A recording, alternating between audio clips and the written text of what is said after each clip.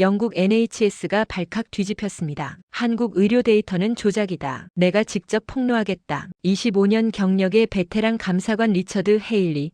그는 비웃으며 서울행 비행기에 올랐습니다. 하지만 병원에 발을 딛는 순간 그의 확신은 경악으로 바뀌었습니다. 수백 명이 대기 중인데 아무도 항의하지 않았어요. 응급실은 북적이는데 단 한 번의 고성도 없었죠. 이건 내가 알던 의료가 아니다. 그의 노트에 적힌 것은 전 세계 어디에도 존재하지 않는 한국만의 압도적 시스템이었습니다. 일주일 뒤 그는 떨리는 손으로 보고서를 작성했습니다. 본 감사관은 25년간 속도를 위험으로 규정해왔으나 한국에서 본 것은 흐름이었다. NHS 25년 자존심을 완전히 무너뜨린 한국 의료의 실체는 무엇이었을까요? 한 남자가 평생의 신념을 버리고 진실을 선택한 이야기 지금 시작합니다.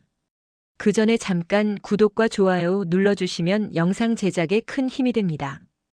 영국 NHS 내부 감사 회의실 리처드 헤일리는 익숙한 자리에 앉아 있었습니다. 25년간 병원 운영을 감사해온 그에게 이 회의실은 전쟁터이자 안식처였죠. 스크린에는 한국 대형 병원 대기 시간 평균 그래프가 떠 있었습니다. 수치는 놀라울 정도로 짧았어요. 외래 평균 대기 15분, 응급실 분류 후 진료 개시 평균 20분. 리처드는 속으로 코웃음을 쳤습니다. 또 조작된 데이터겠지. 회의실 공기가 차가워졌어요. 한 임원이 테이블을 손가락으로 두드리며 물었습니다. 이 수치가 신뢰 가능한지요? 리처드는 즉답하지 않았어요. 책임 편집자 헬렌 브라운이 파일을 넘기며 말했습니다. 이번 보고서는 당신 이름으로 남는다고요. 경고였죠. 리처드의 손이 떨렸습니다. 25년간 쌓아온 명성, 2년 후 받을 연금이 모두 이 보고서에 달려 있었거든요. 과로 구조를 찾아내라는 지시가 떨어졌어요. 회의가 끝나고 혼자 남은 리처드는 스크린을 다시 봤어요. 하지만 가슴 한구석에서 무언가가 삐걱거렸어요. 25년간 한 번도 느껴보지 못한 감각이었습니다. 그것은 의심이 아니었어요. 두려움이었죠. 자신이 틀렸을지도 모른다는. 리처드는 노트북을 열어 항공권 예약 사이트에 접속했습니다. 서울, 인천국제공항. 클릭하는 순간 이건 단순한 출장이 아니게 될 거라는 걸 알고 있었습니다. 이건 검증이 아니라 심판이 될 거예요. 자신의 신념에 대한. 며칠 후 비행기가 이륙했습니다. 리처드는 가방에서 노트를 꺼냈어요. 첫 페이지에 한 문장을 적었습니다. 속도가 빨라질수록 의료는 위험해진다. 그의 25년 신념이었습니다. 서울 강남의 대형 대학병원 외래실. 리처드는 입구에 서서 시계를 확인했습니다. 오전 9시 20분. 이미 수백 명이 대기 중이었어요. 영국이라면 이미 항의가 시작됐을 숫자였습니다. 그런데 이상했어요. 소리가 없었습니다. 수백 명이 모여 있는데 웅성거림조차 거의 들리지 않았죠. 전광판에는 번호와 예상 대기 시간이 표시되고 있었어요. 어구역 35분, B구역 42분, C구역 28분. 한 중년 남성이 전광판을 보고 고개를 끄덕였어요. 그리고 자리에 앉았습니다. 항의도 없었고 한숨도 없었죠. 리처드는 그 모습을 지켜봤어요. 저 사람은 왜 아무 말도 하지 않지? 접수 창구 앞에서 한 젊은 여성이 직원과 대화하고 있었어요. 여성은 좀 더 빨리 볼 수 있는지 물었어요. 직원이 전광판을 가리키며 답했죠. 시구역으로 변경하시면 28분이라고요. 여성은 고개를 끄덕였습니다. 네, 그럼 시구역으로 할게요. 항의가 아니었어요. 요구도 아니었죠. 그냥 질문이었고 대안을 받아들였습니다. 일시간을 더 관찰했어요. 번호가 불리면 사람들은 일어났죠. 서두르지 않고 천천히 진료실로 걸어갔어요. 모두가 자기 차례를 기다렸죠. 리처드는 메모를 멈췄어요. 이 병원에는 분명 수백 명이 몰려 있었습니다. 대기 시간도 30분이 넘었죠. 그런데 긴장감이 없었어요. 이건 뭐지? 리처드는 중얼거렸어요. 그리고 노트북을 닫았습니다. 보고서를 쓸 수 없었어요. 그가 본 건 과밀이 아니었거든요. 혼란도 아니었고 위험 징후는 더더욱 아니었습니다. 밤 11시 리처드는 같은 병원 응급실 앞에 서 있었습니다. 영국의 응급실 심야 시간대는 전쟁터였습니다. 술 취한 사람들의 고성, 다급한 보호자들의 항해, 지친 의료진의 날카로운 목소리. 오늘도 그럴 거라고 생각했어요. 그런데 이상했습니다. 사람은 많은데 소리가 없었어요. 분명 응급 상황인데 긴박함이 느껴지지 않았죠. 간호사 박선우가 차분한 목소리로 이름을 불렀습니다. 한 중년 남성이 고개를 끄덕이고 일어났어요. 서두르지 않고 천천히 걸어갔죠. 리처드는 시계를 봤어요. 대기 환자 번호판에는 현재 대기 23명이라고 표시되어 있었습니다. 예상 대기 시간은 평균 25분. 영국이었다면 최소 이 시간은 기다려야 하는 숫자였죠. 응급실 한쪽에서 한 노인이 휠체어에 앉아 있었어요. 보호자로 보이는 중년 남성이 옆에 서 있었죠. 리처드는 다가가서 물었습니다. 얼마나 기다리셨냐고요? 남성이 시계를 봤어요. 한 30분 됐다고 했습니다. 힘들지 않으시냐고 다시 물었죠. 남성은 잠시 생각하다 답했습니다. 응급실이니까 더 급한 분들 먼저 봐야죠. 그 대답이 리처드를 멈추게 했어요. 응급실이니까 더 급한 분들 먼저. 이건 체념이 아니었습니다. 이해였죠. 시스템에 대한 신뢰였어요. 의료진을 관찰했어요. 간호사들은 뛰지 않았습니다. 빠르게 걸었지만 뛰지는 않았죠. 박선우가 한 환자의 상태를 확인하고 다음 환자에게로 이동했어요. 그 움직임에는 리듬이 있었습니다. 급하지만 흐트러지지 않은, 빠르지만 끊기지 않는 리듬. 새벽 1시가 됐어요. 리처드는 3시간을 지켜봤습니다.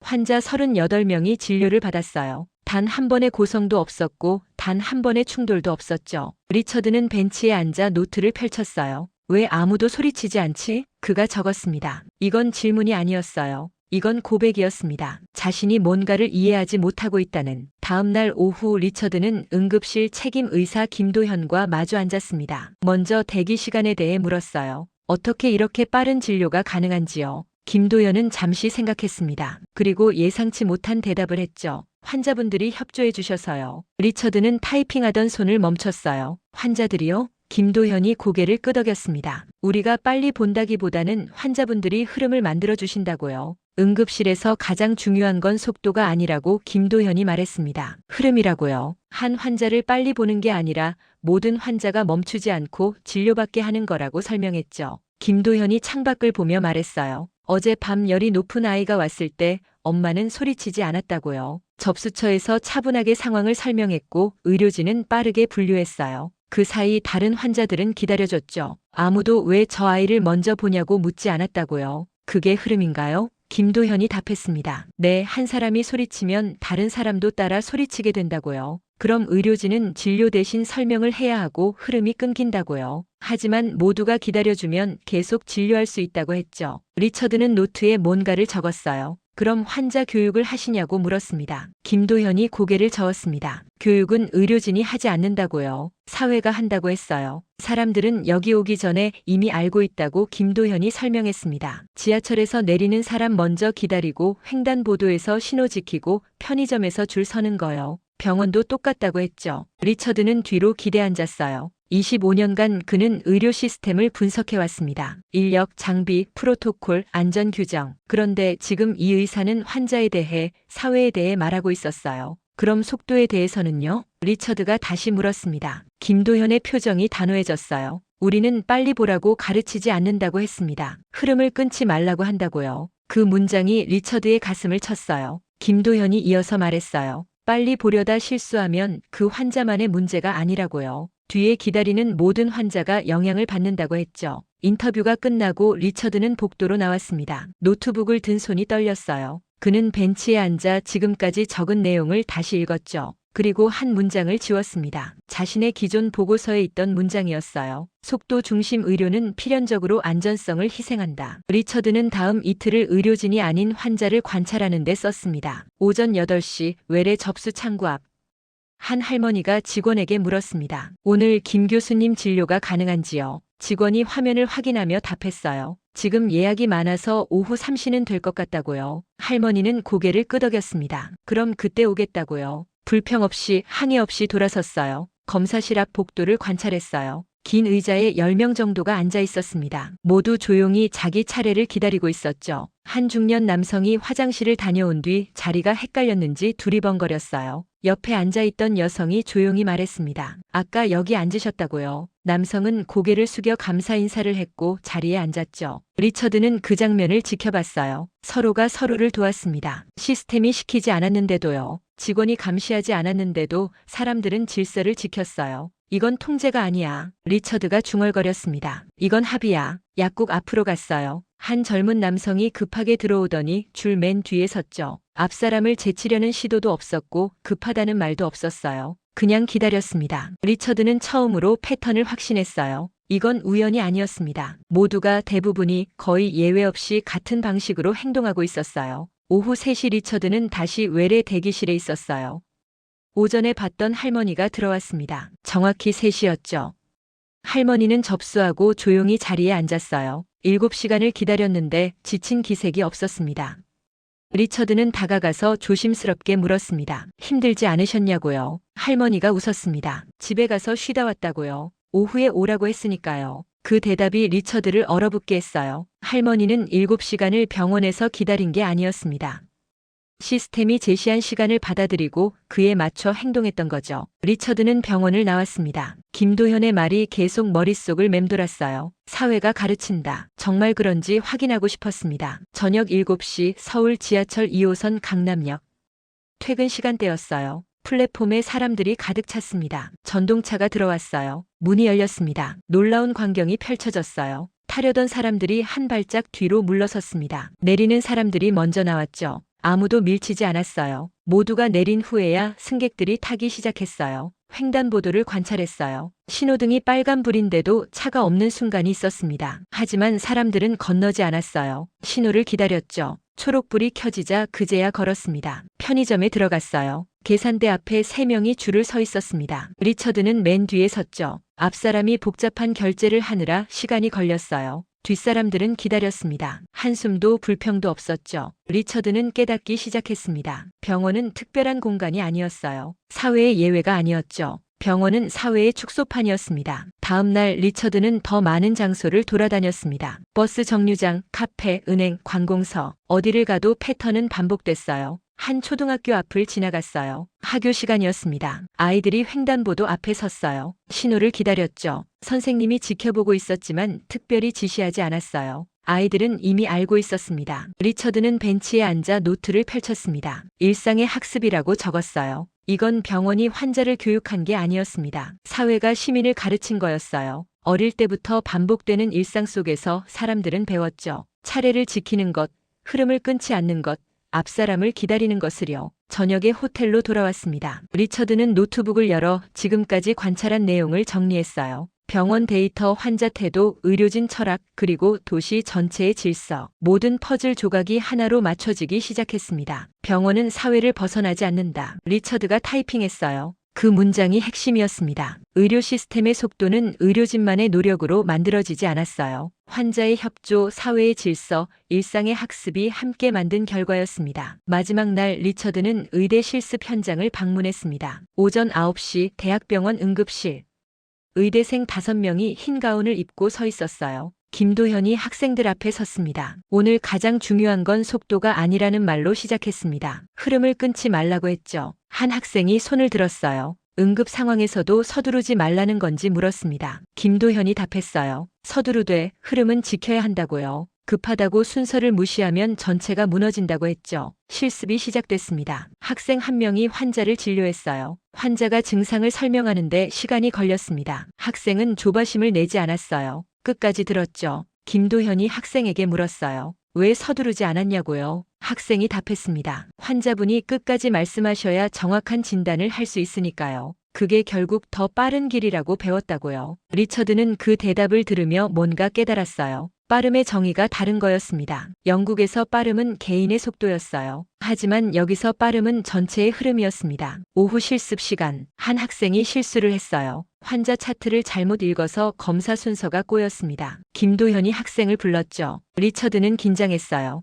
영국이었다면 호되게 질책받았을 상황이었거든요. 하지만 김도현의 반응은 달랐습니다. 흐름이 끊겼네요. 어떻게 하면 될까요? 학생이 생각했어요. 다음 환자에게 양해를 구하고 순서를 조정하겠다고 답했습니다. 김도현이 고개를 끄덕였죠. 맞아요. 실수는 고치면 되지만 흐름은 계속 유지해야 한다고요. 리처드는 메모를 멈췄어요. 이건 교육 방식의 차이였습니다. 실수를 혼내는 게 아니라 흐름을 회복하는 법을 가르치고 있었어요. 학생들은 두려움이 아니라 원칙을 배우고 있었습니다. 저녁 무렵 한 학생, 이정민이 리처드에게 다가왔어요. 교수님이 항상 흐름을 먼저 보라고 말씀하신다고 했죠. 리처드가 물었습니다. 어렵지 않냐고요. 이정민이 웃었어요. 처음엔 어려웠다고요. 그런데 지켜보니까 알겠더라고요. 한 명을 빨리 보려다 전체가 늦어지는 것보다 모두를 천천히 봐서 아무도 안 늦는 게 낫다는 걸요. 그 말이 리처드의 가슴을 쳤습니다. 20살 남짓한 학생이 그가 25년간 깨닫지 못한 진실을 말하고 있었어요. 호텔로 돌아와 리처드는 노트북을 켰습니다. 보고서 핵심 문장을 적기 시작했어요. 손이 떨렸습니다. 한국 의료는 빠르지 않다. 타이핑했어요. 그리고 이어서 적었습니다. 한국 의료는 멈추지 않는다. 속도가 아니라 흐름이 핵심이다. 이 흐름은 의료진만 만드는 게 아니다. 환자가 함께 만든다. 사회가 가르친다. 학교에서 시작해 병원까지 이어진다. 창밖을 봤어요. 서울의 마지막 밤이었습니다. 리처드는 노트북 화면을 보며 중얼거렸습니다. 나는 이제 속도를 믿지 않는다. 흐름을 믿는다. 런던 히드로 공항에 내렸습니다. 회색 하늘이 리처드를 맞이했어요. 다음 날 아침 NHS 본사로 출근했습니다. 헬렌의 사무실 문을 두드렸습니다. 헬렌이 고개를 들었습니다. 과로 구조 확인 여부를 물었어요. 리처드는 대답하지 않았습니다. 이번 보고서가 리처드 이름으로 남는다는 경고가 다시 나왔어요. 25년 경력이 아깝지 않냐는 말도 덧붙여졌습니다. 리처드는 사실만 적겠다고 답했습니다. 헬렌의 표정이 굳었어요. 사실이 아니라 필요한 결론을 적으라는 지시가 떨어졌죠. 리처드는 더 이상 대꾸하지 않고 사무실을 나왔습니다. 자리로 돌아와 노트북을 켰습니다. 빈 화면이 그를 응시했어요. 두 가지 선택지가 명확했습니다. 첫 번째는 안전한 길이었어요. 헬렌이 원하는 보고서를 쓰는 것, 한국 의료를 과로 구조로 규정하는 거였죠. 그러면 경력도 지키고 연금도 받고 명예도 유지할 수 있었습니다. 두 번째는 위험한 길이었어요. 자신이 본 것을 그대로 쓰는 것, 한국 의료가 흐름에 기반한다고 환자와 의료진이 함께 만드는 시스템이라고 기록하는 거였죠. 리처드는 서울에서 찍은 사진들을 열었습니다. 대기실의 전광판, 응급실의 환자들, 지하철의 승객들, 실습 중인 학생들, 한 장 한 장 넘기며 봤어요. 김도현의 말이 귓가에 맴돌았습니다. 흐름을 끊지 말라는 그 문장이요. 타이핑을 시작했습니다. 제목을 적었어요. 한국 대형병원 의료 시스템 분석 보고서. 첫 문장에서 손이 떨렸습니다. 본 보고서는 기존 가설을 수정한다고 적었거든요. 두 번째 문장이 핵심이었어요. 한국 의료는 빠르지 않다. 한국 의료는 멈추지 않는다. 속도 중심 평가로는 한국 의료를 설명할 수 없다고 적었어요. 핵심은 흐름이며 환자 한 명을 빨리 보는 게 아니라 모든 환자가 끊기지 않고 진료받게 하는 구조라고 기록했죠. 마지막 문단에 도달했어요. 결론이었습니다. 한국 의료 시스템은 통제가 아닌 협조에 기반한다고 적었습니다. 강제가 아닌 합의로 작동하며 개인이 집단 효율에 참여하기로 선택한 거라고 썼죠. 이는 의료만의 문제가 아니라 사회 전체의 구조라고 설명했어요. 그리고 마지막 문장을 적었습니다. 본 감사관은 25년간 속도를 위험으로 규정해왔으나 한국에서 본 것은 흐름이었다고요. 이 보고서로 기존 입장을 수정한다고 선언했습니다. 타이핑을 멈췄어요. 보고서가 완성됐습니다. 마우스를 움직였습니다. 제출 버튼 위에 커서를 올렸어요. 심장이 빠르게 뛰었죠. 헬렌의 경고가 머릿속을 스쳤습니다. 하지만 리처드는 알고 있었습니다. 이 보고서를 제출하지 않으면 자신이 본 진실을 외면하는 거라는 걸요. 클릭했습니다. 파일이 전송됐어요. 화면에 제출 완료 메시지가 떴습니다. 리처드는 뒤로 기대앉았어요. 긴 한숨이 나왔죠. 창밖에 회색 하늘을 봤습니다. 여전히 흐렸지만 이상하게 가벼웠어요. 25년간 짊어진 무게를 내려놓은 기분이었습니다. 노트를 펼쳤습니다. 마지막 페이지에 한 문장을 적었어요. 효율은 선택의 결과다. 문화의 힘을 인정한다고요. 그 문장을 보며 미소 지었습니다. 그날 리처드 헤일리는 25년 신념을 기록으로 남기며 버렸습니다. 그리고 새로운 이해를 선택했죠. 책임은 무거웠지만 외면할 수 없었어요. 진실은 그렇게 기록됐습니다. 여러분은 언제 자신의 신념을 바꿔본 적이 있나요? 속도와 흐름, 무엇이 진짜 효율일까요? 한 사람의 용기가 시스템을 바꿀 수 있을까요? 이 이야기가 마음에 닿으셨다면 구독과 좋아요 부탁드립니다.